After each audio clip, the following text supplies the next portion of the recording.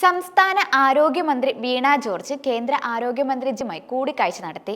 പ്രധാനമായും ആശാ വർക്കർമാരുടെ വിഷയം ഉൾപ്പെടെ 4 കാര്യങ്ങൾ കേന്ദ്രത്തെ ധരിപ്പിച്ചുവെന്നാണ് ആരോഗ്യമന്ത്രി വ്യക്തമാക്കിയിരിക്കുന്നത്. കൂടാതെ കേന്ദ്രമന്ത്രിയുടെ പാർലമെന്റ് മന്ദിരത്തിലെ ഓഫീസിൽ നടന്ന കൂടിക്കാഴ്ചയിൽ കേന്ദ്ര ആരോഗ്യ സെക്രട്ടറിയും പങ്കെടുത്തിരുന്നു. ചർച്ച ക്രിയാത്മകമായിരുന്നുവെന്നാണ് കൂടിക്കാഴ്ചയ്ക്ക് ശേഷം വീണ ജോർജ് മാധ്യമങ്ങളോട് പ്രതികരിച്ചത്. ആശാ വർക്കർമാരുടെ ഇൻസെന്റീവ് കൂട്ടുന്ന കാര്യം പരിഗണിക്കാമെന്നാണ് കേന്ദ്രമന്ത്രി ഉറപ്പ് നൽകിയതെന്നാണ് വീണ ജോർജ് അറിയിച്ചിട്ടുള്ളത്.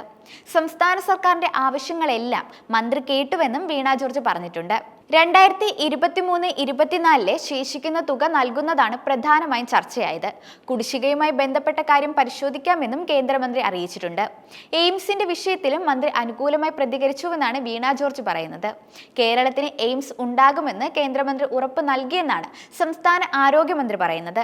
കേന്ദ്രമന്ത്രിക്ക് വിവിധ വിഷയങ്ങൾ ചൂണ്ടിക്കാട്ടി ഒരു നിവേദനം സമർപ്പിച്ചതായും റിപ്പോർട്ടുകൾ പറയുന്നുണ്ട്. മാർച്ച് 19-നാണ് മന്ത്രിയെ കാണാൻ അനുമതി തേടിയത്.